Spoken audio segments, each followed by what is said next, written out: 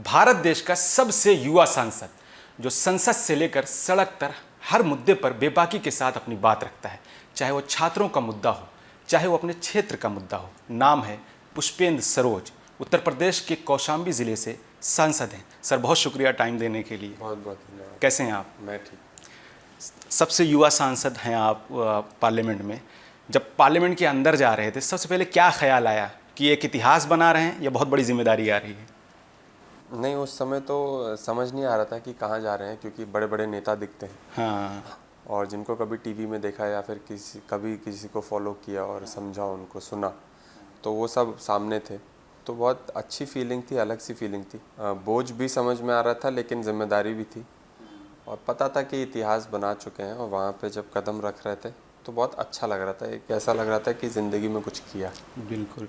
आपके पिताजी कई मर्तबा विधायक रहे हैं और क्षेत्र में अच्छी उनकी पकड़ है। क्या सीखा है अपने पिताजी से, और ऐसी 5 चीज़ जो बताएं जो देश के और युवा जो सीख सकें आपसे, आपके पिताजी से? देखिए, सबसे बड़ी चीज़ जो सीखा है वो है धैर्य रखना। धैर्य पॉलिटिक्स की, अगर पॉलिटिक्स में कुछ भी आता हो, आपको ना आता हो, लेकिन धैर्य ज़रूर रखिए, वो सीखना बहुत ज़रूरी है। पेशेंस, और आज के फास्ट पेस एनवायरनमेंट में तो पेशेंस सबसे ज़्यादा ज़रूरी है। उन्होंने काफ़ी लंबे अरसे से राजनीति वो कर रहे हैं। वो उन्होंने तब चालू की थी जब कुछ भी नहीं था, ना घर था, ना मकान था। एक मूवमेंट से जुड़े, मूवमेंट से जब पार्टी में तब्दील हुई, पार्टी बनी, फिर पार्टी से लोग संवैधानिक पद में आए, जिम्मेदारियां मिली, अपने लोगों को बढ़ाने का काम किया। तो उनके दौर को आज के दौर से तो कंपेयर भी नहीं किया जा सकता है, और समझ भी नहीं सकते। लेकिन आज के स्टूडेंट्स जो हैं, ये तो है कि परिभाषा उन्होंने बदल दी और उन्होंने झुकने में मजबूर कर दिया, जो लोग 12 साल से नहीं झुक पाए थे। और जो लोग बोलते थे कि कभी ये निकल नहीं पाएंगे, बैठ नहीं पाएंगे और फ़ोन में ही लगे रहेंगे, तो वो उन्होंने परिभाषा बदल दी, वो उन्होंने सोचने का नज़रिया बदल दिया। तो बहुत अच्छा बात है। पेशेंस रखिए, पॉलिटिक्स में एक्टिवली इन्वॉल्व रहिए, क्योंकि अभी भी सिर्फ मुद्दों को लेकर के इन्वॉल्व नहीं, क्योंकि पॉलिटिक्स सब चीज़ को अफेक्ट करती है, आपके रोज़मर्रा की ज़िंदगी को, और जो जहाँ पे हम बैठते हैं वहाँ पे पॉलिसीज़ बनती हैं। तो एक्टिव पॉलिटिक्स में पार्टिसिपेशन बहुत ज़रूरी है, ताकि दबाव कंटिन्यूस बना रहे और आपको जानकारी भी रहे। बिल्कुल बिल्कुल। लंदन में पढ़ाई की है आपने? जी जी। इससे पहले गांव में किस स्कूल में पढ़े थे? देखिए, सबसे पहले तो मैं अपने गांव में एक लोकल स्कूल था, वहाँ पे मैं 2 साल पढ़ा। फिर वहाँ से मैं देहरादून गया। देहरादून में मैं 10 साल पढ़ा। देहरादून से फिर मैं लंदन गया। लंदन में काम भी करते थे आप? हाँ, लंदन में मैंने नौकरियाँ भी की। क्या किया है? देखिए, हालांकि मुझे कोई ज़रूरत नहीं थी, हाँ। और लेकिन एक्सपीरियंस गेन करने के लिए, और एक्सपीरियंस के साथ साथ सीखने को बहुत कुछ मिलता है, क्योंकि वहाँ पे इंडिपेंडेंट बिहेवियर काफ़ी प्रमोट होता है। आप इंडिपेंडेंट रहिए, सारी चीज़ें अपने आप करिए। तो पढ़ाई लिखाई में भी, यहाँ तक कि किताबें बहुत कम दी जाती हैं वहाँ पे। आपको बोला जाता है कि आपका मटेरियल है, इस पे आप रिसर्च करके अपने तौर तरीके से अगले क्लास में बताइएगा।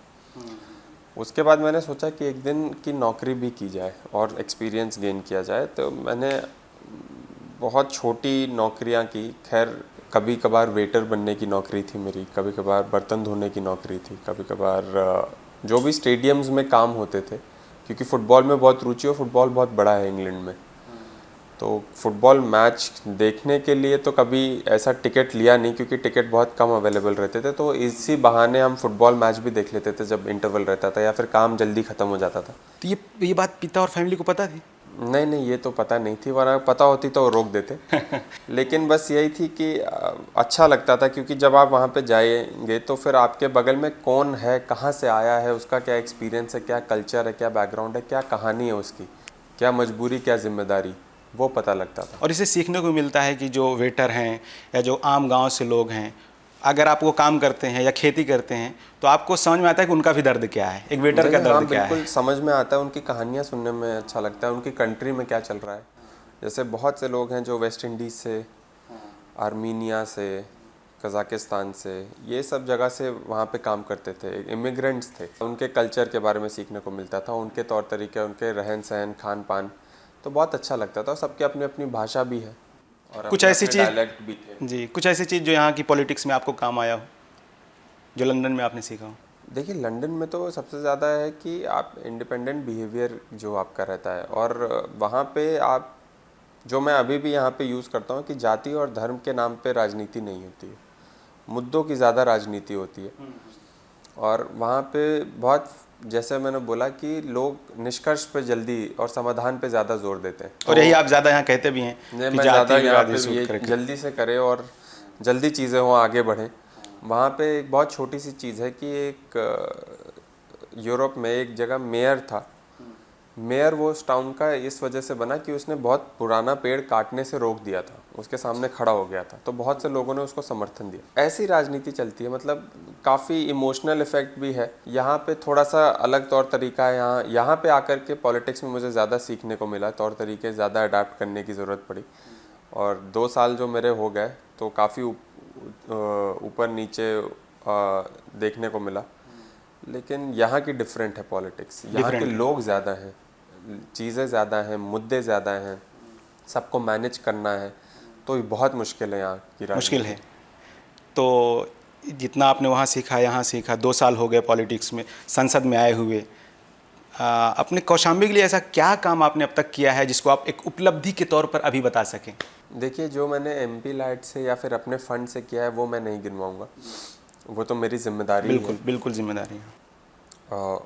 उसमें मैंने सड़कें बनाई हों या फिर पानी की आपूर्ति के लिए हैंडपम्प दिए हों। मैंने खुद से एक स्मार्ट डिजिटल लाइब्रेरी बनाई है।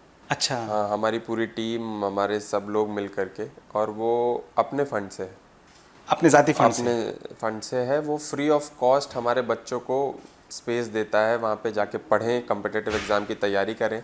Smart digital air condition library है, डॉक्टर भीमराव अम्बेडकर जी के नाम से है वो डिजिटल लाइब्रेरी, और उसी को लेकर के हम हर ब्लॉक में जाना चाह रहे हैं, क्योंकि बहुत से लोग प्रयागराज के पास होने के कारण हमारे बच्चे प्रयागराज चले जाते हैं, तो वहाँ पे रहने का भी खर्चा है, खाने का भी खर्चा है। तो कम से कम वो एक स्पेस एनवायरनमेंट मिल पाए उनको, और एक क्वाइट एनवायरनमेंट। बहुत से जिलों के बच्चे भी आते हैं वहाँ पे उस लाइब्रेरी में, बहुत सारे हैं। आसपास के जिलों के बच्चे भी आते हैं, और वो फ्री है, हम उनको चार्ज नहीं करते, फ्री है। बच्चे आए, पढ़े, कॉम्पिटिटिव एग्ज़ाम है, वहाँ पे कोर्सेज़ भी हम उनको प्रोवाइड करते हैं, तो कोर्सेज़ करें, तैयारी करें। और यही तो है कि आप अपने क्षेत्र से पढ़ करके फिर वापस अपने क्षेत्र में आइए। बिल्कुल, बिल्कुल। और वहाँ पे फिर वहाँ कुछ अपना योगदान देने का काम। तो कितनी लाइब्रेरी ऐसी बनाए हैं या कितना बनाने का इरादा है आपका? देखिए, हर ब्लॉक में हमारा बनाने का इरादा है। अभी तक अभी हमने एक पे शुरुआत की है, एक बनी है, उसका रिस्पांस बहुत अच्छा मिला है। उसके नीचे भी हम एक खोलने वाले हैं सिर्फ बच्चियों के लिए। तो क्योंकि हम चाहते हैं कि कॉन्सेंट्रेटेड स्पेस में बने, जहाँ पे ज़्यादा लोग रहें, मार्केट स्पेस में। तो मार्केट स्पेस में अब तो ऐसा हो गया है कि इतनी ज़्यादा दाम हो गए हैं ज़मीनों के, और इतने ज़्यादा मार्केट आ गए हैं, तो स्पेस मिलना भी बहुत मुश्किल हो जाता है। सही। और सरकारी हेल्प भी नहीं मिल पा रही है कि सरकारी ज़मीनें से हाँ, हमको कुछ हेल्प मिल पाए। तो खैर, जितने भी हमारे कार्यकर्ता हैं जिनके पास स्पेस है, अभी हमने एक और देखा है, हालांकि वो स्पेस पसंद नहीं आई हमको, क्योंकि वहाँ पे स्टूडेंट्स का कंसंट्रेशन कम है। तो जैसे जैसे हमको स्पेस मिलती जाएगी, हम तुरंत 2-2 3-3 महीना लगता है हमको लाइब्रेरी बनाने में, हम लाइब्रेरी बनाते जाएंगे। डेरवा तक भी सोचा था आपने? डेरवा में भी हाँ, कुछ बात डेरवा चल में रही भी थी? सोचा था, बात चली थी। हालांकि वो स्पेस थोड़ी छोटी है थोड़ी स्पेस। हम थोड़ा स्टैंडर्ड रखना चाहते हैं कि बड़े 50 बच्चे का तो मिनिमम हो, तो अच्छा एनवायरनमेंट बनता है, क्योंकि और भी बच्चे आते हैं तो एक ग्रुप स्टडी में भी, इंडिविजुअल स्टडी में भी एक माहौल बनता है। पीआरएस के अनुसार अब तक 117 संसदीय सवाल, 25 बहसों में आपने भागीदारी की है और 96% उपस्थिति आपकी दर्ज है। ये बड़ी चीज़ है। लेकिन आपने जो मुद्दे उठाए हैं कौशाम्बी के लिए, रेलवे, स्वास्थ्य, सड़क और केंद्रीय विश्वविद्यालय जैसे मुद्दे उठाए हैं। लेकिन अगर आप कौशाम्बी की बात करें या प्रतापगढ़ की बात करें, तो जो विश्वविद्यालय हैं उनकी बुरी स्थिति है। जो हॉस्पिटल्स हैं, आम जनता को पता ही नहीं है, डॉक्टर मक्खी मारते बैठे रहते हैं वहाँ। सरकारी हॉस्पिटल में आम लोग जाते नहीं, मेडिकल या क्लिनिक से दवा लेते हैं। तो जो इतनी बड़ी इमारत बनी हुई है, या डॉक्टर को सरकारी पैसे पर वो आकर बैठकर चले जा रहे हैं सिगरेट पी करके, जनता को इसके लिए जागरूक कैसे किया जाए कि वो सरकारी हॉस्पिटल जाए? और सरकारी हॉस्पिटल में आप लोग व्यवस्था को बदलने के लिए क्या करेंगे? देखिए, सबसे ज़्यादा इम्पॉर्टेंट यह है कि हमें इंफ्रास्ट्रक्चर में इन्वेस्ट करना पड़ेगा। सबसे पहले अगर आप सरकारी अस्पताल या सरकारी स्कूल जाते हैं तो खुद मन नहीं करता वहाँ पे इलाज कराने का या फिर पढ़ने का। उसके बाद जो वहाँ पे गुड क्वालिटी, अगर हम स्कूल की बात करें, गुड क्वालिटी एजुकेशन की बहुत ज़रूरत है। आप सिर्फ टीचर्स वहाँ पे भर्ती नहीं कर सकते, क्वालिटी वाले टीचर्स हों, पढ़ाई लिखाई में रुचि रखें, पढ़ाना और सिखाना की जानकारी हो उनको। जैसे एक उदाहरण के रूप में अस्पताल की मैं बात करूं तो अस्पताल में तो धंधा चल रहा है, सरकारी हॉस्पिटल में धंधा चल रहा है। वहाँ पे हमारे डॉक्टर्स पीएचसी सीएचसीज में आते हैं तो फिर उनकी फर्जी अटेंडेंस लग जाती है, लेकिन बैठता कोई नहीं है। मैं कई ऐसे सीएचसी गया, पीएचसी गया, दोनों साइड कुंडा में भी गया हूँ और कौशाम्बी की तरफ भी गया हूँ। और कुंडा अस्पताल जब मैं गया, वहाँ पे मैंने निरीक्षण किया तो फिर मुझे पता चला कि आधे से ज़्यादा डॉक्टर दवाइयाँ बाहर से लिख देते हैं और वो टाइड अप रहते हैं प्राइवेट, उसमें लिख देते हैं बाहर लिख देते हैं बाहर से, अंदर इस से मेडिकल से ले लें। हाँ इस मेडिकल से ले लें, और वो टाई अप रहते हैं। तो वो मैंने पकड़ा बहुत बड़े पैमाने पे, बहुत सी वहाँ पे साफ़ सफाई की कमी थी, इलाज नहीं हो पा रहा था, तो एकदम बहुत चहल पहल हो गई थी। हालांकि उसके बाद थोड़ा सुधार हुआ, लेकिन मुझे लगता है कि एक लंबे समय तक सुधार अगर हमें चाहिए तो ऐसी विजिलेंट टीम और ये बार बार निरीक्षण करना बहुत ज़रूरी है। वैसे एक बहुत बड़े फंड की एजुकेशन और मेडिकल सिस्टम में हमें ज़रूरत है कि हम इंफ्रास्ट्रक्चर और क्वालिटी सर्विस प्रोवाइड कर सकें। सरकार से डिमांड की आपने? देखिए, सरकार से मैंने डिमांड भी कई बार की है, चाहे पीएचसी सीएचसी को सुधार में लेकर के हो। एक बड़े पैमाने में हमारे ज़मीन भी आवंटित है हमारे क्षेत्र में, हालांकि उसमें हाई टेंशन तार की एक बहुत बड़ी समस्या थी, उसको भी हटवाने का काम मैंने किया। अच्छा। केंद्रीय विद्यालय के लिए, क्योंकि स्कूल के ऊपर से तार जा नहीं सकते, तो उसको हटवाया मैंने। लेकिन अभी तक उसमें स्वीकृति नहीं मिल पाई है। मुझे लगता है विपक्षी सांसद होने के नाते कई बार ये चीज़ हो जाती है, हमें टकरार महसूस करनी पड़ती है। लेकिन ज़रूर यह है कि इस 5 वर्ष के अंदर अंदर मैं केंद्रीय विद्यालय तो वहाँ पे खुलवा दूँगा। पुष्पेंद्र, हमने देखा कि जंतर मंतर प्रोटेस्ट चल रहा था, आप गए वहाँ, प्रोटेस्ट में हिस्सा लिया और वादा किया कि मैं आऊँगा। और जिस दिन सोनम वांगचुक जी को उठाया गया, सुबह सुबह आप बाहें मरोड़ते हुए और मतलब कहीं नीचे से घुस कर जा रहे हैं, वो वीडियो काफ़ी ज़्यादा वायरल हुई। लोगों ने पूछा कि इसके बारे में ज़रूर पूछना, क्या आप अभी भी आप अपने आप को छात्र की तरह महसूस करते हैं, उनके दर्द को महसूस करते हैं? ये कैसे ख्याल आया कि मतलब मुझे इस टाइम जाना चाहिए? आम संसद उस वक्त जितने भी पार्लियामेंटेरियन नहीं पहुँचे थे। सबसे पहले अगर कोई सांसद जाने का या फिर प्रमुखता से जिस तरीके से बात मैंने रखी, अगर किसी ने किया होगा तो मैंने किया होगा। जी बिल्कुल, आपने किया है वो। क्योंकि मैं उनके इमोशन को समझ रहा था। मैं बहुत समय से दूर से देख रहा था, और जिस दिन मैं गया वो संडे की शाम थी, और उस दिन संडे की शाम को आप सोचिए कि 400 बच्चे थे। 400 बच्चे उस समय थे। तो आज जो प्रोटेस्ट के बारे में बोला जाता है कि कितनी वो थी, बहुत टूटे हुए महसूस कर रहे थे, बहुत इमोशनल माहौल था वहाँ। एज अ स्टूडेंट मुझे अच्छा नहीं लगा, क्योंकि बहुत वाजिब मांगों को लेकर के वो लोग वहाँ पे बैठे थे, और अपने ही फ्यूचर को सिक्योर करने के लिए वहाँ पे भूख हड़ताल पे स्टूडेंट्स भी बैठे थे, सोनम जी भी बैठे थे। जो 18 जुलाई को हुआ, सोनम जी को उठा करके वहाँ से घसीट करके ले कर गए, तो मुझे याद है वो सुबह मैं पिछले ही रात को 2 बजे घर से वापस आया था, रात को सो गया था, मुझे बुखार था। अच्छा। सुबह मुझे उठाया गया, बोला गया कि वहाँ पे जाना है, क्योंकि उनको उठा लिया गया है। हालांकि न्यूज़ में भी ब्रेकिंग सुबह सुबह हो रही थी, हम तो सो ही रहे थे। तो मैंने बुखार की गोली खाई और हम चल दिए। और वो जंतर मंतर क्या है कि जंतर मंतर एक चौक पॉइंट है। हाँ जी, हाँ। कि आप दोनों तरफ बैरिकेड लगा लीजिए, कोई एंटर नहीं कर पाएगा। तो वहाँ पे हमें जानकारी मिली कि एक रास्ता है छोटा सा। हालांकि मैंने भी नहीं ये सोचा था कि इतना छोटा रास्ता होगा। जब मैं वहाँ पे पहुँचा तो मुझे उम्मीद नहीं थी कि मैं इससे निकल भी पाऊँगा कि नहीं, लेकिन मैं गया और एक बारी में ही, पता नहीं अभी भी शायद अब मैं ट्राई करूँ तो शायद ना निकल पाऊँ, लेकिन उस दिन ज़रूर ऐसा हो गया कि मैं निकल गया। और जब मैं वहाँ पे गया वो और टूटे हुए थे, इमोशनल था। लेकिन फिर मैंने वहाँ से बात कही कि अब जो लोग पहले भी नहीं जुड़े थे वो उनको भी जुड़ना चाहिए, जो लोग दूर से देख रहे थे उनको भी आना चाहिए। और दिल्ली में जितने भी हमारे संवैधानिक पद में कम से कम लोग बैठे हैं, उनको तो यहाँ पे अपना समर्थन देना चाहिए। और देखिए, पूरे देश में जो तहलका मच गया, रात तो मुझे लगता है 3 से 4 घंटे में पूरा जंतर मंतर भर गया। हम लोग थे वहीं थे। और फिर मैं उसके बाद भी गया जंतर मंतर, तो वो नज़ारा देख करके मुझे बहुत अच्छा लगा। जो एनर्जी, जो पॉजिटिविटी, जिस तरीके से वहाँ पे लोग थे, जो माहौल था वहाँ पे जश्न का माहौल था, क्योंकि सब लोग तिरंगा लेकर के, संविधान लेकर के बैठे हुए थे। कई लोग गांधी बन करके आए थे, तो वहाँ पे किसान भी थे, जवान भी थे, बड़े बुजुर्ग भी थे, जो सिर्फ स्टूडेंट्स नहीं रह गए थे, पूरा हिंदुस्तान वहाँ पे था। तो वो बहुत अच्छा लगा देख। लेकिन उसी हिंदुस्तान को ये कहा गया है कि देशद्रोहियों की भी टीम। मैं पुष्पेंद्र, आप एक नौजवान हैं, सांसद में रह रहे हैं, पार्लियामेंटेरियन हैं। इससे पहले मुसलमान अगर बात करता है अपने हक अधिकार CNRC तमाम मुद्दों पर, तो उसको पाकिस्तानी या आतंकवादी देशद्रोही कहा जाता है। कश्मीरी अपनी बात करते हैं, अपने मुद्दों की बात, तो उनको डायरेक्ट ही पाकिस्तानी और आतंकवादी कह दिया जाता है। अब दिल्ली तक में अगर छात्र अपने अगर धरने पर बैठते हैं तो उनको देशद्रोही कह दिया जाता है। ये मतलब कितना सही है और इसको आप कैसे देखते हैं? अगर आप सरकार में आते हैं, आप इसको कितना बदलेंगे? रीज़न क्या है कि किसी को कोई अपने हक अधिकार की बात करे तो उसे डायरेक्ट दूसरे देश से आतंकवादी कैसे जोड़ सकते हैं? देखिए, ये सरकार की इतनी बड़ी विफलता है ये, कि अगर आप सदन में देखेंगे तो इन जो भी बिल इंट्रोड्यूस होता है, मैं सदन के अंदर से बात करूंगा फिर सड़क तक आऊँगा। जी जी। सदन के अंदर जो भी बिल इंट्रोड्यूस होता है या फिर जिस भी विषय पे चर्चा होती है, सरकार 12 साल से है, लेकिन सरकार नेहरू के समय की बात करती है, सरकार कांग्रेस के समय की बात करती है। इनको ये नहीं पता कि उन्हीं को ही, उन्हीं विफलता को हटाते हुए, देखते हुए, एक नए चेहरे पे उम्मीद जगाते हुए आपको सरकार पे बैठाया गया था। 12 साल बहुत होते हैं बदलाव के लिए। आप अपनी उपलब्धियां बताइए, अपने तौर तरीके बताइए। ये आरोप प्रत्यारोप से आप अपनी छवि को बचाना चाहते हैं, ये पूरा देश देख रहा है। जब भी फार्मर्स प्रोटेस्ट हुआ, 700 से ज़्यादा किसानों की जान गई, उसमें भी टेररिस्ट बताया गया। उसमें भी ये एक स्क्रिप्ट है, टेररिस्ट हैं ये बी टीम है किसी ऐसे तत्वों की जो छवि धूमिल करना चाहते हैं हमारे देश की।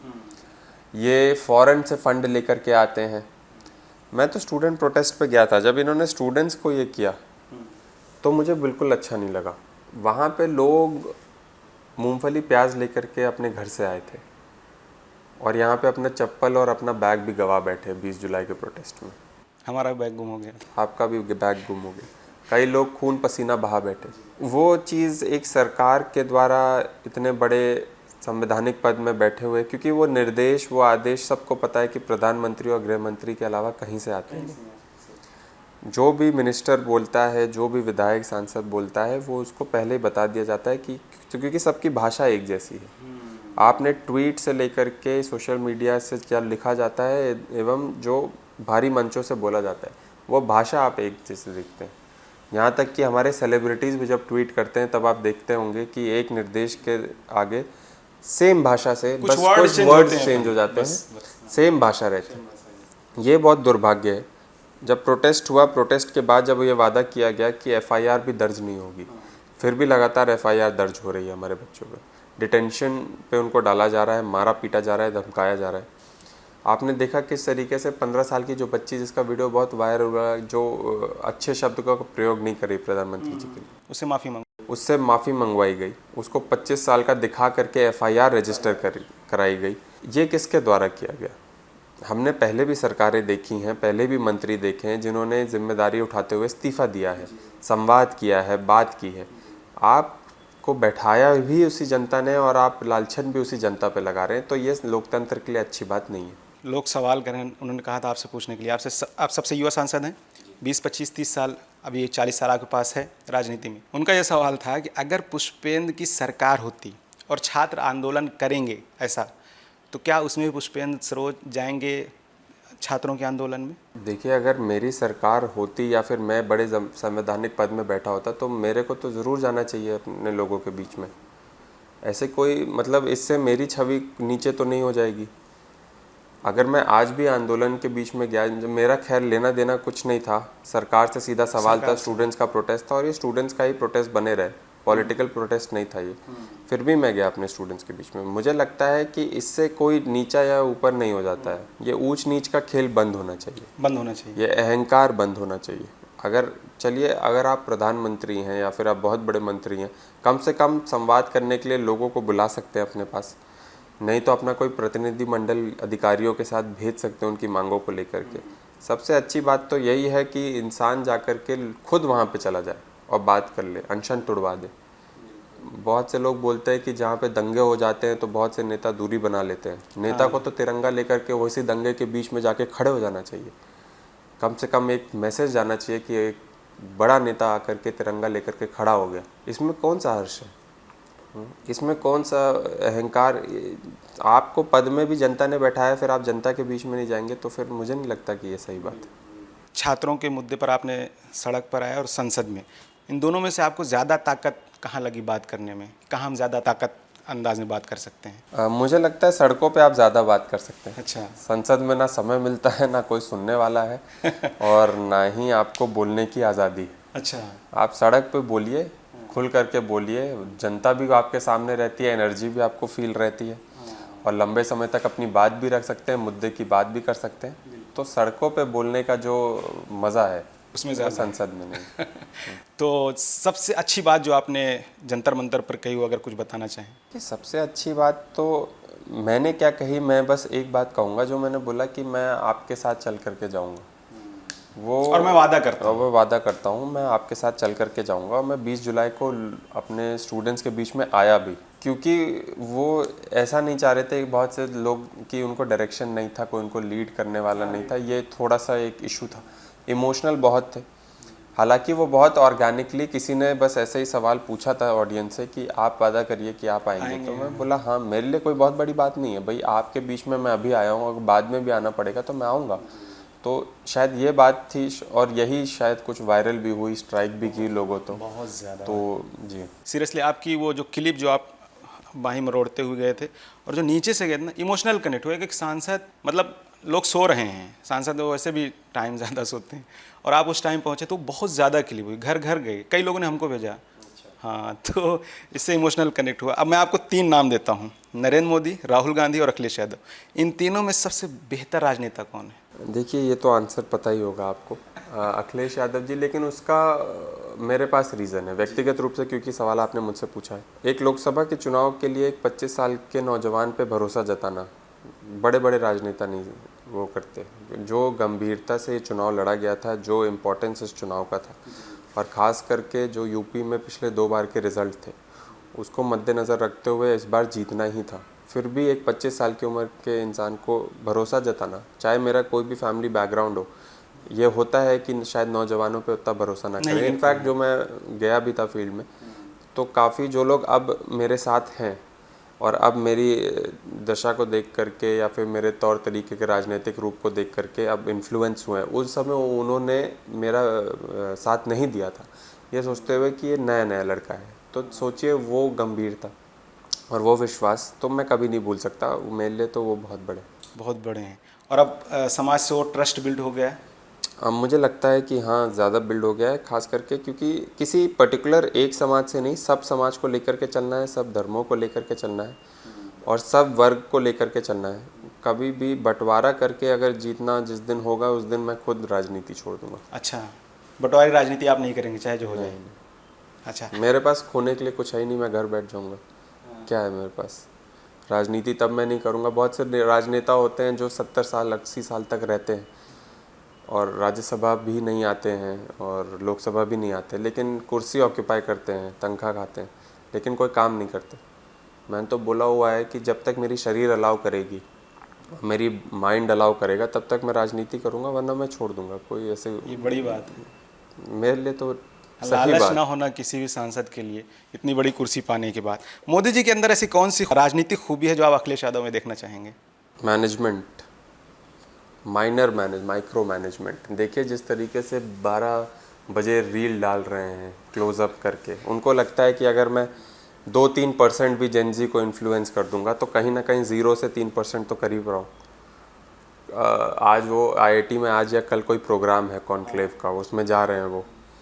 तो यही सब है, तुरंत मतलब वैसा कि जो जिसका जिस तरफ से आक्रोश आता है, कभी किसानों का आक्रोश है तो किसान ही बन जाएंगे, नॉर्थ ईस्ट जाएंगे तो उस रहन सहन वैसा हो पाएगा।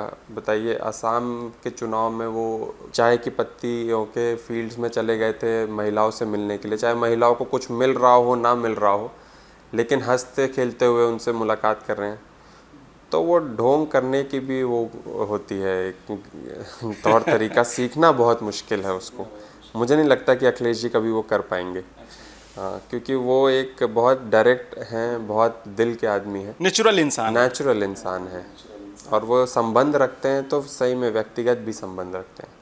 बिल्कुल। अभी गठबंधन होने वाला है ही, गठबंधन यूपी में 27 में इलेक्शन है। अखिलेश यादव की ऐसी कौन सी खूबी है जो आप राहुल गांधी में देखना चाहेंगे? दूसरों से पूछना, दूसरों से जानकारी लेना। हालांकि राहुल गांधी जी को मैंने व्यक्तिगत रूप से इतना नहीं समझा है, ना जाना है, लेकिन अखिलेश जी से जब भी मैंने बात की है, खास करके स्टूडेंट्स के आंदोलन की जो चर्चा हो रही है उस मुद्दे को लेकर के, तो क्योंकि मैं डायरेक्टली वहाँ पे इन्वॉल्व था, मैं सबसे पहले गया था और मैं डायरेक्टली संपर्क में था, ज़मीनी हकीकत जानता था। अच्छा। तो जब भी सदन में मुझे मिलते थे या फिर बाद में मुझे बुलाते थे तो मुझसे जानकारी लेते थे, क्योंकि उनको भी मीडिया में और सदन में बोलना होता था। तो मुझसे वो पूछते थे कि क्या है, क्या चल रहा है और क्या इनकी मांगे क्या हैं, क्या वहाँ पे निष्कर्ष निकल के आ रहा है, कहाँ कौन है, क्या वहाँ पे हकीकत है ज़मीन की। तो वो हमेशा मुझसे पूछते थे। तो जितने लोग हमारे साथ गए थे प्रोटेस्ट में उनसे जानकारी लेते थे ताकि वो अच्छे से अपनी बात रख पाए सदन में। तभी उन्होंने पार्टी को ना नाम लेते हुए सदन में जब पहली बात रखी तो बोला कि आंदोलन स्टूडेंट्स का है, ये किसी समाजवादी पार्टी, कांग्रेस या बीजेपी की बात नहीं है, ये स्टूडेंट्स का ऑर्गेनिक प्रोटेस्ट है और उनकी ही जीत है। अखिलेश यादव, राहुल गांधी और नरेंद्र मोदी, इन तीनों नेताओं में से आप खुद के अंदर क्या सीखना चाहेंगे? इनसे क्या आपको सीख मिलती है जो आप सीख सकें? अखिलेश जी से तो मैं जो संबंध जिस तरीके से वो रखते हैं और हर इंसान से जिस तरीके से बात करते हैं वो बहुत अच्छा है। तो आप बड़े से बड़े या छोटे से छोटे कार्यकर्ता हों, वो जिस तरीके से रिसीव करते हैं सेम है वो। और मैं नहीं कहता हूँ, ये बहुत से लोग कई इंटरव्यू में भी पहले कह चुके हैं और व्यक्तिगत रूप से भी। राहुल गांधी जी जो हैं वो काफ़ी एक्टिव रहते हैं इन टर्म्स ऑफ, अभी भी सोचिए वो उनकी उम्र इतनी ज़्यादा है, अगर आप उनकी उम्र देखें, लेकिन अभी भी वो लगते यंग हैं और यंग लगते हैं और ऐसा लगता है कि यंग मासेस के लीडर तो हैं ही हैं वो। तो वो छवि जो उन्होंने बना रखी है। प्रधानमंत्री जी से मैं एक चीज़ ज़रूर सीखना चाहूँगा, इतने शोर शराबे में भी अपनी डिलीवरी कर देना, अपने स्पीच की डिलीवरी, वो बहुत मुश्किल है। क्योंकि मैं खुद वहाँ पे रहता हूँ, मुझे समझ में आता है कि जब पहला स्पीच वो दे रहे थे ये लोकसभा का, तो इतना शोर शराबा था, सीधा उनके माइक के पास था, लेकिन फिर भी उन्होंने डिलीवरी दे दी। अभी हमने देखा योगी आदित्यनाथ जी वो कर नहीं पाए सदन में, अभी जो सदन में इतना शोर शराबा, वो अपनी स्पीच नहीं कंप्लीट कर पाए। तो वो बहुत मुश्किल होता है बड़े से बड़े राजनेता के लिए भी। तो एक सही सीख तो वही सीखना चाहूँगा मैं। और मैनेजमेंट के लिए ढोंग करना बहुत ज़रूरी होता है, और आप कर नहीं पाएंगे। ढोंग शायद मैं भी नहीं कर पाऊंगा। ये अच्छी बात है। इलेक्शन है तो परिवारवाद का तो इल्ज़ाम लगेगा ही उत्तर प्रदेश में। परिवारवाद की राजनीति पर आपकी क्या राय है? देखिए, अगर कोई परिवारवाद की राजनीति करना चाहता है तो उसको चुनाव के प्रक्रिया से हो करके आकर के राजनीति करनी चाहिए। मैं भी चुनाव लड़ा हूँ और चुनाव लड़ने के बाद ही मैं जीत करके आया हूँ। मैं जनता के बीच में गया वोट मांगने। जनता ने अगर नहीं सोचा होता, कि ये सोचा होता मैं किसी परिवार से आता हूँ और सिर्फ मैं कोई काम नहीं कर पाऊँगा या फिर मैं उनको लीड नहीं कर पाऊँगा, उनकी बात नहीं रख पाऊँगा, तो मुझे फ्री थे मुझे ना वोट करके मेरे ऑपोजिशन को वोट करने के लिए। तो मैं ये बार बार कहता हूँ कि अब मेरी जिम्मेदारी है, जो अगला चुनाव लड़ा जाएगा वो मेरे नाम पे लड़ा जाएगा। पहला चुनाव मेरे को देख करके शायद मेरे पे भरोसे पे लड़ा गया था। जो भी अगर परिवार की राजनीति से आता है या फिर आप बॉलीवुड में नेपोटिज्म की बात करते हैं, और ये मैंने पहले भी बात की है कि अगर आप मार्केट में चले जाइए, जो शॉपकीपर होता है वो अपने बेटे को ही अपनी दुकान देना का जिम्मेदारी रखता है। अगर उसका बेटा नहीं चला पाता है वो दुकान, तो दुकान बंद हो जाती है। सिमिलरली राजनीति तो इतना बड़ा पड़ाव है कि यहाँ पे अगर आप नहीं खड़े उतरेंगे तो आप ख़त्म हो जाएंगे, और राजनीति आपको पूरी तरीके से ख़त्म कर देती है। ठीक है, तो मैं यही कहना चाहूँगा कि अगर आप परिवार की राजनीति कर रहे हैं या फिर कोई पारिवारिक राजनीति करता है तो चुनाव की प्रक्रिया से आएँ, चुनाव से जनता से चुन करके आएँ, तब संवैधानिक पद में बैठें। राजनीति में सबसे बड़ा खतरा आप क्या मानते हैं? राजनीति में सबसे बड़ा खतरा ये होता है कि जो इंसान शायद आपके सामने आपको करीब लग रहा हो या अच्छा लग रहा हो, शायद वो आपके उतना करीब ना। और इवन इन कार्यकर्ताओं में हम देखते हैं, जो कार्यकर्ता बहुत महीनों बाद मिलने आता है, शायद वही कार्यकर्ता बहुत मेहनती होता है, क्योंकि जो जितना समय हमारे पास बिताता है तो फील्ड में कम रहता है। इसको आंकना, इसको समझना थोड़ा टाइम लगा मेरे को। हालांकि ये भी है कि जो दिखता है वो बिकता है, काफ़ी इधर उधर की चीज़ें हैं, लेकिन जो मेहनती लोग होते हैं उनको ढूंढना बहुत मुश्किल होता है। और इसलिए नेता ज़्यादा ट्रस्ट नहीं करते बहुत जल्दी। करना भी नहीं चाहिए। फिर आप देखते हैं कि जब चुनाव आते हैं तो बहुत से लोग इधर से उधर हो जाते हैं। हमने भी देखा है कि बहुत से लोग जो बहुत समय से लगे थे, लेकिन क्योंकि समय की परिस्थिति ऐसी थी तो वो बदल गए थे। तो ट्रस्टवर्दी लोग, भरोसेमंद लोग और मेहनती लोग बहुत मुश्किल है। भारत देश की सबसे बड़ी समस्या आप किस चीज़ को मानते हैं? आज की डेट पे जिस तरीके से भारत चल रहा है और अगर कोई रूलिंग पार्टी 12 साल से सिर्फ हिंदू मुसलमान के नाम पे राजनीति करके, लोगों को बांट करके राजनीति करके अगर वहाँ पे बैठी हुई है और देख रहे हैं लोग कि मीडिया में क्या चल रहा है, देख रहे हैं कि जुडिशरी में क्या चल रहा है, देख रहे हैं कि हकीकत सड़कों में क्या हो रहा है, देख रहे हैं कि किस तरीके से 1% के पास पूरे देश का पैसा चला गया, ये सब जानने के बाद भी आप हिंदू और मुस्लिम में बट जाएं, तो आज सबसे बड़ी देश की प्रॉब्लम एजुकेशन है, समझ है। अगर हम एजुकेशन को नहीं ठीक करेंगे, पढ़े लिखे इंसान को नहीं ठीक कर पाएंगे, उसको सही क्वालिटी एजुकेशन, सही गलत में डिफरेंशिएशन नहीं सिखा पाएंगे, तो ये देश चाहे नंबर के हिसाब से सबसे बड़ा देश हो जाए, सबसे बड़ी डेमोक्रेसी हो जाए, सबसे बड़ी जीडीपी वाला देश हो जाए, लेकिन हम सोशल रिफॉर्म नहीं ला पाएंगे, सोशल समझ नहीं ला पाएंगे, सोशल जस्टिस नहीं ला पाएंगे लोगों में। बिल्कुल। युवाओं के लिए सबसे बड़ी समस्या क्या देखते हैं? क्योंकि जो गांव खेड़े के लड़के हैं वो ज़्यादा से ज़्यादा 10th और 12th कर पाते हैं, फिर वो नौकरी की तलाश करते हैं, नौकरी नहीं मिलती। तो शिक्षा ज़्यादा मुद्दा है या इनको नौकरी ना मिलना? देखिए, उसमें डिवाइड नहीं कर सकते हम, वो पूरा एक प्रोसेस है, एक ही पेड़ का हिस्सा है। अगर शिक्षा अच्छी नहीं मिल पाएगी तो अच्छी नौकरी नहीं मिल पाएगी। खैर आज के दिन पे तो नौकरियां बहुत कम हो गई, क्योंकि आप कॉन्सेंट्रेटेड इतना वेल्थ हो गया है कि लोग जो छोटे रोज़गार, रोटी रोज़गार देने वाले लोग थे, उनकी भी दुकानें बंद हो गई हैं। तो पहले तो शिक्षा, अच्छी शिक्षा दें। हमने देखा है कई से ऐसे जो 10-12 तो मार्कशीट के नाम पे पास तो कर लिए हैं, लेकिन उनको आता कुछ नहीं है। तो अच्छी शिक्षा दे करके उसके बाद अच्छे रोटी रोज़गार के अवसर भी प्रोवाइड करना, ये जिम्मेदारी है। तो उम्मीद है, हम उम्मीद कर सकें कौशाम्बी क्षेत्र में आप स्कूल और कॉलेज खोलेंगे? देखिए, स्कूल और कॉलेज को सुधार सकते हैं, नए स्कूल, निष्कर्ष नया खोलना नहीं है। अगर हम बने हुए ढांचे को सुधार सकते हैं तो उससे अच्छी बात कुछ नहीं है। अच्छा।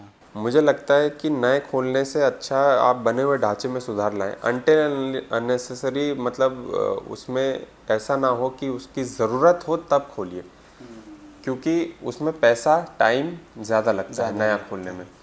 जो वर्तमान में स्कूल खुले हैं, कई स्कूल बंद हुए हैं, उसका ढांचा सुधारिए।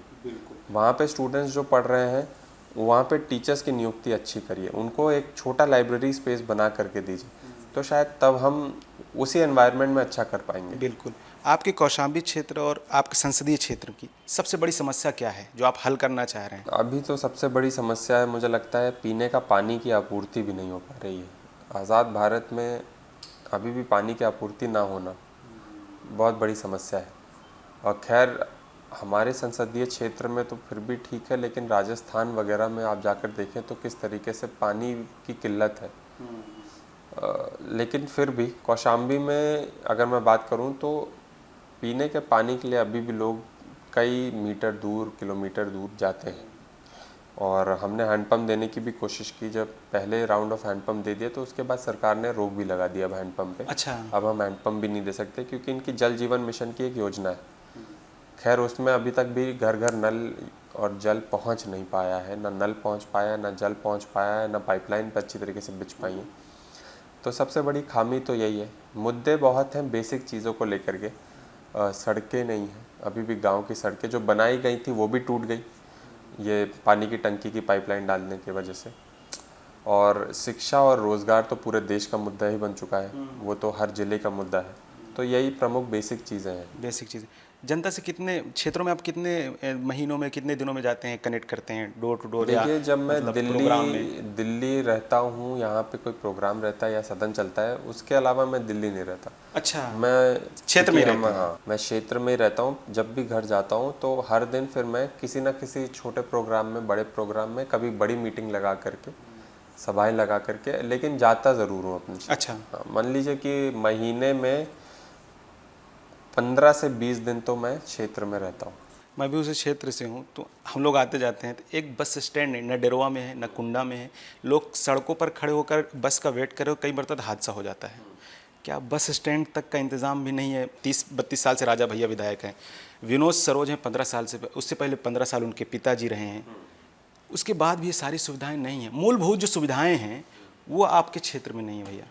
आपके जहाँ से आप आते हैं वहाँ पे बहुत ज़्यादा ज़रूरतें हैं। हालांकि कौशाम्बी संसदीय क्षेत्र को जब आप देखेंगे तो एक गंगा पार का इलाका है, हाँ, और एक इस तरफ का इलाका है। तो उसमें ही आपको फ़र्क समझ में आ जाएगा कि सड़कों को लेकर के, बस स्टैंड को लेकर के, रेलवे स्टॉप्स को लेकर के, हमारे व्यापारी वर्ग भी हैं जिनको रेलवे स्टॉप कानपुर से चाहिए। आपका बस स्टैंड का मुद्दा है, ये पहले भी हमको बताया गया था कि बस स्टैंड कम से कम होना चाहिए। पानी की किल्लत भी आपके यहाँ है ठीक ठाक।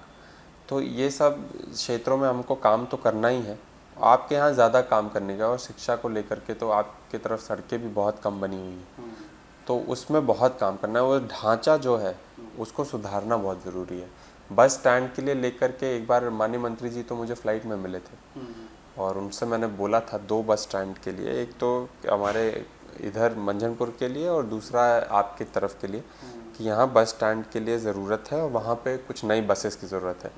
हालांकि बाद में उन्होंने उधर जो बस भेजी वो पुरानी वाली नई बना करके भेज दी, लेकिन आपकी तरफ अभी भी वो कदम नहीं उठा पाए हैं, पता नहीं उसकी क्या वो है। लेकिन मैंने एक बार जिक्र किया है, एक बार पत्र भी लिखा है, पर मुझे लगता है कि सरकार की नीयत नहीं है।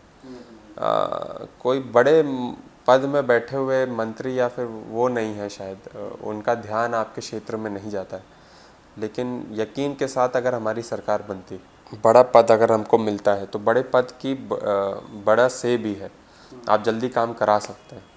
तो आपकी ये जो मूलभूत समस्या है, कम से कम इससे निजात दिलवाने के लिए आपके लिए काम करेंगे पक्का। वो तो इस काम के लिए तो कोई दिक्कत नहीं। एक सवाल है, मतलब सांसद ज़्यादातर होता है कि इस रैली में चले गए, जो आम जनता है वो मिल नहीं पाते। किसी पीए के जरिए किसी नेता का आपसे कनेक्ट होगा तभी वो आ पाएंगे, और वो जब चाहेगा और जब फ़ोन उठाएगा तभी आ सकते। कुछ ऐसा माहौल नहीं बना रहे हैं कि जनता दरबार लगे या आम जनता का एक्सेस आप तक भी हो? नहीं, जनता दरबार हमारा क्षेत्र में तो लगता है, क्योंकि हमारा घर है वहाँ पे, तो वहाँ पे आ जाते हैं लोग, सुबह से शाम तक वहाँ पे बैठते हैं। और दूसरा, हमारे हर विधानसभा में आपकी तरफ जो है वहाँ हम डाक बंगला में करते हैं, वहाँ पे जनता दरबार लगता है, वहाँ पे लोग आते हैं। हमारी तरफ जो है वो हम हर विधानसभा में एक एक जगह नियुक्त है, वहाँ पे बैठते हैं जहाँ पे हमारा कार्यालय है। कार्यकर्ता ही आते हैं, मतलब आम लोग भी आ पाते आम लोग आते हैं, समस्या तो आम ही लोग लेकर के आते हैं। कार्यकर्ता कभी कभार क्या होता है कि आम लोग नहीं आ पाते हैं तो उनके एप्लीकेशन ले आते हैं। अच्छा। तो कार्यकर्ता भी ज़रूरी है, क्योंकि कार्यकर्ता पूरी गांव की समस्या लेकर के आ सकता है हमारे पास। जो आम लोग हैं वो निजी समस्या लेकर के आते हैं। लेकिन थानों की बहुत बड़ी दिक्कत है, तहसीलों में बहुत लूट है, थानों में बहुत लूट है, तो ऐसी समस्या को लेकर के आते हैं। जो पर्सनल लेकर के आते हैं उनका समाधान भी उस समय किया जाता है। कई मरतबा ऐसे हुआ, मतलब अपने ही क्षेत्र में लड़के को 3 दिन पहले उठा लिए और गोली मार कर दिखा रहे हैं, क्या नाम है, हमने हाफ इनकाउंटर किया। 3 दिन तक उठा लिए हैं, गिरफ्तार किए हैं और दिखा भी नहीं रहे हैं। ऐसी ऐसी समस्याएं। और दूसरी चीज़, चोरी चमारी तो आप सारी चीज़ देख ही रहे हैं। मतलब जो प्रशासनिक जो अधिकारी हैं उनमें मतलब जो मानवता का जो थोड़ा सा भी आकार नहीं दिखता है। देखिए, आज तो सिर्फ अपना स्टार बढ़ाने के लिए लोग वहाँ पे बैठे हैं। कई लोग बंद कमरे में भी बोल चुके हैं, कई खुलेआम भी बोलते फिरते हैं कि बस हमको स्टार बढ़ाना है, प्रमोशन चाहिए। और इस सरकार की नीति ऐसी रही है, जो जितना इनकाउंटर करेगा उसके उतने स्टार बढ़ जाएंगे। 1000 से ज़्यादा फेक एनकाउंटर्स इस सरकार में पिछले 9 साल के कार्यकाल में हो चुके हैं। नहीं, आप लोग प्रशासनिक, आप सांसद हैं ना, क्षेत्र में पूरा आपका प्रभाव है, आप लोग क्या दबाव बना पाते हैं थानों में और जो एसपी हैं, डीएम हैं? देखिए, जब तक हम डायरेक्टली इन्वॉल्व नहीं होते तब तक कोई दबाव भी नहीं बनता। वही मैं कहना चाह रहा हूँ। और बहुत छोटी सी चीज़ों, आप तो फर्स्ट हैंड जानते होंगे कि छोटी छोटी चीज़ों के लिए सांसद विधायक के पास भागना पड़ता है कि कुछ दबाव बन जाए। एक एफआईआर दर्ज कराने के लिए, एक एप्लीकेशन को दर्ज कराने के लिए, मेडिकल करवाने के लिए, मेडिकल नहीं करवाते थाने वाले। मतलब आधे से ज़्यादा काम हमने 2 साल में सीखा है कि अधिकारी अगर अपना काम सही से कर ले तो आधे से ज़्यादा समस्या हमारे तक पहुंच भी नहीं पाएगी। सही बात। तो ये दिक्कत है। अब बताइए, कोई इंसान के चोट लगी है, उसको घंटों थाने पे बैठा रखा। कल हमने मेडिकल के लिए रात को बोला, मतलब हमारे फ़ोन के बगैर वो मेडिकल जो उसकी जिम्मेदारी है वो भी मेडिकल करवाने के लिए नहीं भेजा थाने वाले ने। तो ये दिक्कतें हैं, ये इस सरकार में ज़्यादा बढ़ गई हैं, क्योंकि इस सरकार में एडमिनिस्ट्रेशन खुलेआम लूट कर रहा है। खुलेआम लेखपाल से लेकर के बड़े बड़े एसडीएम डीएम लूट कर रहे हैं। थानों में तो खुलेआम लूट चल रही है। तो गरीब इंसान की कहीं सुनवाई नहीं है जब तक हम डायरेक्टली इन्वॉल्व ना हो जाए। और 20 लाख का प्रतिनिधित्व करके सोचिए क्या सीमा रहेगी हमारी पूरे दिन में, कि अगर हर इंसान एक एक छोटे काम के लिए जो प्रशासन को खुद कर देना चाहिए था उसको लेकर क्या है। तो बहुत प्रेशर, पहले से ज़्यादा प्रेशर है सांसद विधायकों में, बहुत ज़्यादा प्रेशर है और सुनवाई भी कम है। अगर आप सरकार बड़े अधिकारियों में सुनवाई भी कम है। कम है। अगर आप सत्ता में आते हैं तो प्रशासनिक स्तर पर क्या बदलाव करेंगे, क्या उनको मोटिवेट करेंगे, किस तरह से समाज में जागरूक लाएंगे कि समाज, जनता बहुत पीड़ित है, किसी भी समाज की हो, किसी भी व्यक्ति को आप देख लें, सब पीड़ित हैं। देखिए, एडमिनिस्ट्रेशन पॉलिटिकल सिस्टम का अप्रिसिएशन, उससे डर या फिर उसका रिस्पेक्ट करना बंद कर चुका है। पिछले 9 साल में ये हुआ। आज मौजूदा भारतीय जनता पार्टी में जो मंत्री हैं उनकी भी नहीं सुनवाई है, वो भी ट्रांसफ़र नहीं करवा सकते। वो भी थाने में जब फ़ोन करेंगे तो आराम से सोचा जाएगा, समझा जाएगा, देखा जाएगा। ये है मंत्रियों की स्थिति, ये है। और आप किसी से भी उठा करके पूछ लीजिए, कई लोग ऐसे हैं जो शायद हमारे सपोर्टर हैं, जब हमसे निजात नहीं मिल पाता तो फिर बड़े मंत्रियों के पास भी जाते होंगे, बीजेपी के लोगों के पास भी जाते होंगे, वो भी कुछ नहीं करवा पाते। तो बताइए, कम से कम जब सरकार बदले तो ये ऊपर से ऑर्डर आएगा, आना भी चाहिए कि जो लोकल सांसद या फिर विधायक है उसकी गंभीरता ये अधिकारी समझे और गरिमा समझें। हाँ, गरिमा, व्यक्ति की गरिमा, उसका व्यक्ति बहुत की हानि हो गरिमा रहा है। समझे। सिर्फ बुक में प्रोटोकॉल लिखा है तो हम जाएंगे तो खड़े हो जाएंगे, लेकिन मेन बात तो काम कराना है, बात मानना है। कई ऐसे लोग हैं, जैसे मैं तो सिर्फ सही चीज़ों को लेकर के, और मेरा हमेशा कहना यह है कि आप निष्पक्ष जांच करिए, अच्छी जांच करिए, जो भी दोषी होगा उसको सज़ा दीजिए, चाहे वो जो भी हो। कम से कम वो काम तो पुलिस करे। दरोगा जाकर गांव में, पुष्पेंद्र जी, आप शायद आप तक ही बात पहुंचती हो, मतलब भद्दी भद्दिया माँ बहन तक की गाली देकर चले आते हैं, और मतलब जो आम व्यक्ति है वो डरा सहमा है। मैं तो हर दिन देखता भी हूँ ये सब प्रॉब्लम्स इसमें भी बदलाव आती हैं। कैसे आएगा? क्योंकि आप नए सांसद, इस वजह से ज़्यादा सवाल आपसे बन रहे हैं। आप क्या बदलाव लाएंगे अगर आप सत्ता में आते हैं? आप प्रशासनिक में क्या सुधार लाएंगे? देखिए, पहले की सरकारों में ये देखा गया था कि प्रशासन पे दबाव बरकरार था, ट्रांसफ़र्स हो जाते थे, रात रात में ट्रांसफ़र हो जाते थे, और सबसे ज़्यादा डर इस चीज़ का रहता है कि सरकारी अधिकारी का सबसे ज़्यादा डर अपने जॉब को लेकर के होता है, और किसी चीज़ का डर नहीं है। आज जब राहुल गांधी जी या फिर अखिलेश जी को भी पीएम आवास के सामने से उठाया गया, घसीटा गया, मारा गया, तो बस यही था ना कि उनकी जॉब चली जाएगी, उनको अपना जॉब करना है, कोई अंदर की खुन्नस तो थी नहीं। सही बात है। तो वो डर ख़त्म हो गया है अब। पहले चाहे बीएसपी गवर्नमेंट के समय हो, चाहे समाजवादी पार्टी की गवर्नमेंट के समय हो, वो डर हमेशा रहता था कि अगर सही काम नहीं किया या फिर बात नहीं सुनी तो फिर आपका ट्रांसफ़र हो जाएगा, आपको हटा दिया जाएगा। तो ये वापस लेकर के आने की ज़रूरत है। आप दलित समाज से आते हैं, और कहा जाता है कि हमारे समाज पर बड़ी अत्याचार हुआ, पहले हुआ, अब हुआ। अब अगर जो विधायक 30-30 साल से विधायक हैं, 32-32 साल से विधायक हैं, 15-15, 30-30 साल से विधायक हैं, क्या ये समाज की मानसिक गुलामी नहीं है? देखिए, मुझे लगता है कि कम से कम लोगों को बताना चाहिए कि वो वोट क्यों डाल रहे हैं उनको। कई ऐसे लोग हैं जो अभी भी समाज को देख कर के वोट डालते हैं, कई ऐसे लोग हैं जो काम को देख कर के भी वोट डालते हैं, कई लोग ऐसे हैं जो याद करते हैं कि अगर उनके परिवार को बढ़ाने में किसी का योगदान रहा है तो उस नेता का रहा है। ये मैं व्यक्तिगत रूप से बात कर पाऊँगा तो अपने पिताजी के लिए बात कर पाऊँगा, बाकियों का मैं पूरी जानकारी नहीं दे पाऊँगा। कई लोगों को नौकरी दी, कई गरीब परिवारों को आगे बढ़ाने का काम किया, कई बच्चों को शिक्षा दिलवाने का काम किया, कई लोगों को पट्टा देने का काम किया। तो जो गरीब वर्ग के, पिछड़े वर्ग के लोग थे उनको एक जीवन देने का काम किया, तो वो लोग जुड़े हैं। शायद इसी वजह से वो अभी भी वोट डालते हैं, और हम जब वोट मांगने जाते हैं तो हमको मिलते भी नहीं है, उनको पता है ऑटोमेटिकली कि कहाँ वोट डालना है। हमको बोलते हैं कि ये अपना समय और एनर्जी कहीं और वेस्ट करिए, तो ये भी बात रहती है। खैर, मुझे लगता है कि जो भी जीत करके आए या फिर जिसकी भी सरकार हो, कम से कम वो आगे बढ़े, पीछे ना। आज जो सरकार बैठी है, आप आकलन कर लीजिए, जो भी घर है, किसी हमारी माताओं बहनों का जो चूल्हा जल रहा था आज वो भी बंद हो गया। जो बच्चे पहले पढ़ रहे थे, रोटी रोज़गार जिनको थोड़ा छोटा भी मिल जाता था वो भी बंद हो गया, वो भी ख़त्म हो गया। महंगाई इतनी ज़्यादा हो गई है, जहाँ पहले 2 रोटी 3 रोटी खा पाते थे आज 1 रोटी खा पा रहे हैं। तो हम सामाजिक रूप से पीछे ना जाएं।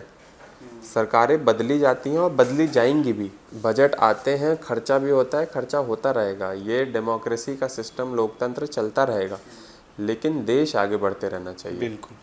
जो कौशाम्बी का जो भी पिता है, जो गरीब है, जो पढ़ने वाले बच्चे हैं, उनसे क्या वादा करेंगे कि अगले 5 साल में उनके लिए क्या काम कर सकेंगे जिसको याद रखा जाए? देखिए, अगर हमारी सरकार बनती, सबसे बड़ी चीज़ तो सरकार है। सब चीज़ लटकी होती है सरकार में। सरकार बनती है तो वादा एक ही रहेगा कि आपके जीवन में सुधार रहेगा, जो काम पहले हुआ है वो फिर से उसको गति मिले।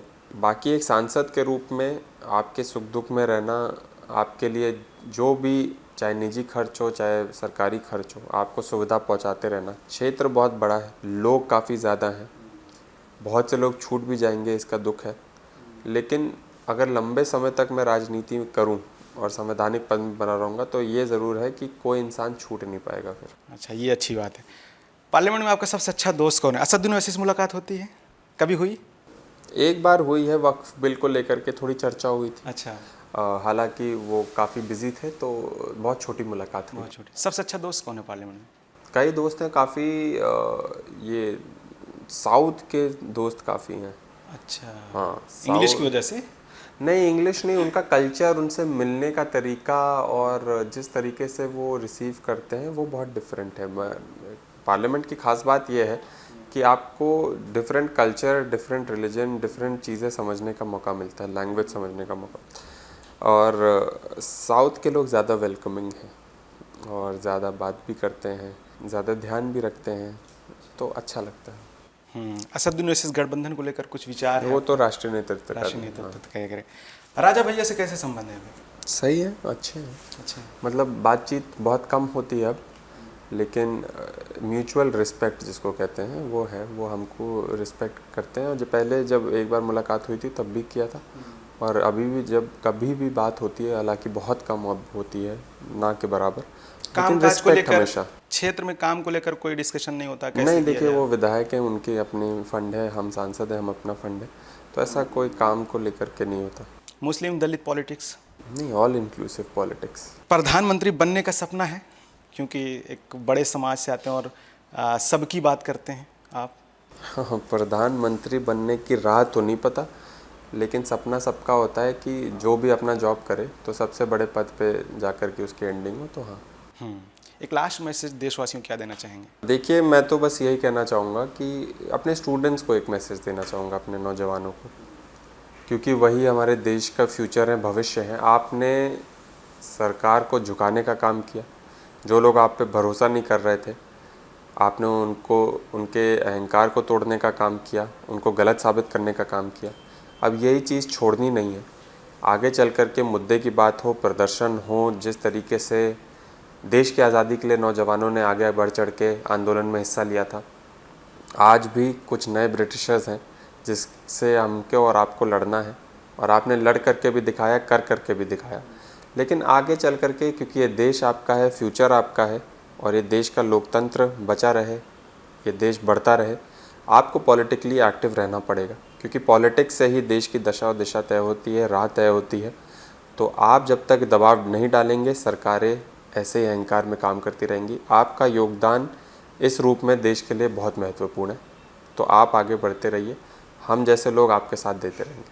चलिए, बहुत शुक्रिया पुष्पेंद्र जी। हम सोच रहे थे आपसे अवधि में बात करेंगे, लेकिन नहीं हो सका। नहीं हो पाए। हाँ, लेकिन असल में क्या है, समाज में अपने यहाँ बहुत ज़्यादा जागरूकता की बहुत कमी है। लोग अपने अधिकार ही नहीं जानते, मांगना तो बहुत दूर, प्रधान तक से बात नहीं कर पाते, जाने में डरते हैं। आप तक और सांसद या विधायक तक पहुँचना तो बहुत दूर की बात है।